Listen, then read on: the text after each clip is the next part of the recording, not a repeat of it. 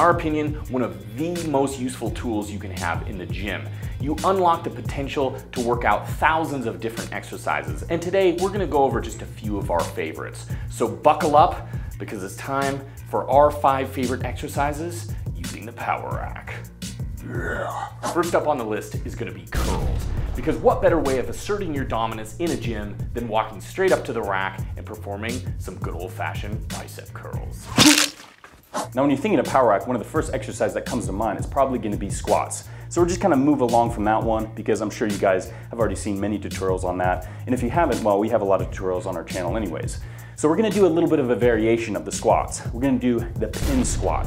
Now if you've never heard of this exercise, well, this is gonna be pretty awesome because it's one of definitely our new favorites because it's kind of discovered from working out with an Olympic athlete, a gold medalist wrestler, and she uses it for one of her mainstay exercises for that power and strength in her legs. So it's good enough for a gold medalist, it's good enough for us.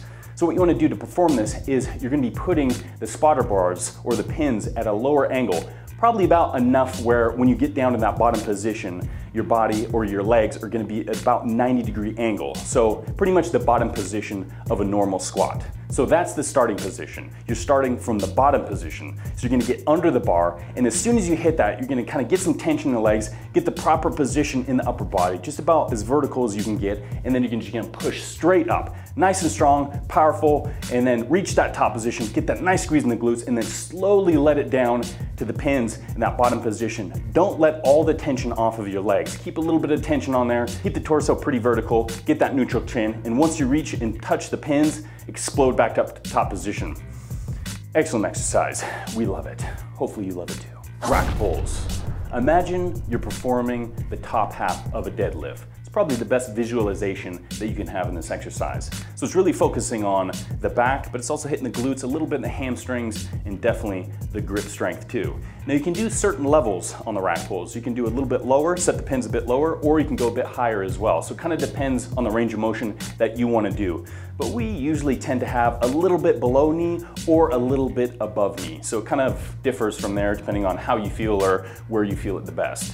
Now with this one, it's pretty simple because once you're in that bottom position, once the bar is in those pinned position, that's the starting position. So you're gonna bend forward slightly, like again, almost kind of in a deadlift position, but of course it's gonna be the upper half of a deadlift. Grip that bar real tight and you're just gonna squeeze it and extend the hips and also get a nice contraction in the lower back and also the lats too. So with the lats, it's really just helping to stabilize the motion, but at that top position, once you reach that full extension in the hips and also the back too, you're gonna be kind of squeezing the shoulders back and flexing in the lats to get that full contraction of not only the glutes, but also the back as well. So this is a pretty awesome strength building exercise and also a damn good size building exercise too. So the rack pulls, definitely a favorite in the power rack. Can't forget about the delts, and in this case, it's gonna be a classic, the overhead press. Now with this one, you want to set the pins just about clavicle position. So once you unrack that weight, it's going to be right ready to go into the press. Now, a few things you want to remember in this exercise. One, it's going to be, you want a really good base of support. So keep your feet a little bit wider than hip. So that's going to be your base of support. Just imagine almost like a pyramid. The reason a pyramid or a triangle is so strong is because the base of support is so wide. So if you feel a little bit unbalanced, just widen your stance a little bit, that base of support, and it's going to immediately stabilize you. Once you have that, you're gonna lock out your knees and flex those glutes. So that way that's gonna stabilize your whole body as well. So that way you're not going to be cheating and start bouncing with your legs. You really wanna contain the full motion, the contraction in the delts. Well, the core is gonna be working a lot too, because if you remember, the core is gonna be used for spinal stabilization too. So once you press that weight above, the core is gonna have to really engage to help you stabilize and make you feel really strong. So make sure you take a deep breath before you press the weight to the top position. Now when the bar is passing your head, what you're gonna do is dip your head backwards just slightly so the bar is not gonna hit your chin or your nose. So dip it back, and once you reach above your head, go ahead and push your head through just a little bit so that way you can press in that nice vertical motion. Reaching that top position with the bar, really elevate the shoulders and squeeze the traps and get that full contraction in the delts and also the traps. And there you go. You reach that top position, slowly let down to the bottom position, overhead press. Pull the shoulders, baby. Nothing better than that. If you want to build those quads, be Quadzilla, be the quad father. Oh, yeah. I'm gonna make him an offer he can't refuse. And that offer is for squats. Much like the name explains, this exercise is going to be front loaded. So the barbell is going to be placed right at the nape of the neck. Now, keeping the barbell at the nape of the neck can be a little bit difficult when performing this exercise. So a couple things you got to keep in mind when doing this is you're going to be holding the bar in that position with either a clean position, just like so, with the elbows nice and high, or if you don't have too much mobility in either your shoulders or wrists, and it's kind of painful to get in that position, you can always cross your arms and hold that bar in that same position. Another reason why it's going to make it a little bit easier to keep that bar in that position is keeping a vertical torso. Now, this is very important in this exercise, and one of the key reasons or key ways you can do that is have a very wide stance, so that way you squat between your legs. So in a standard rear-loaded squat, you're going to be pushing the hips backwards and it's going to be dipping the chest just a little bit. But since this is a front squat, if you do that, the bar is going to want to roll off. So you have to sit between your legs, keep that vertical torso, keep that chest nice and high, and that barbell placed at the nape of the neck, so that way you can get that proper positioning and proper form and also hit those quads just right.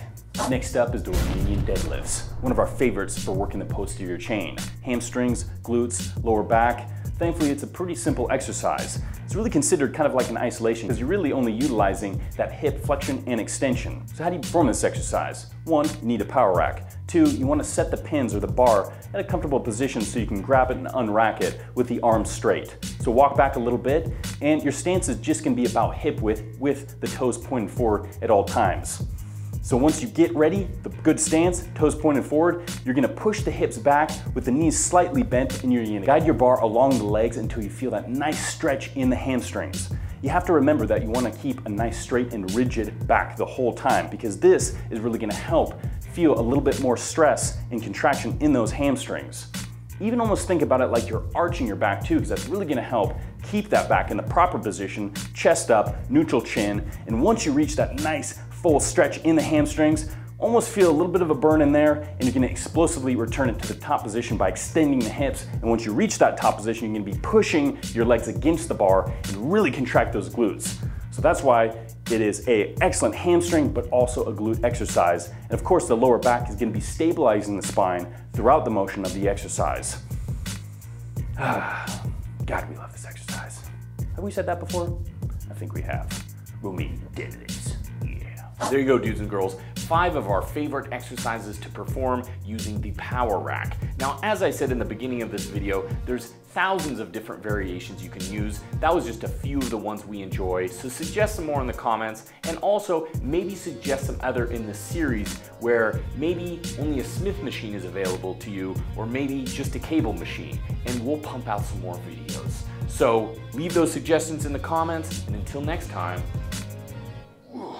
stay buff.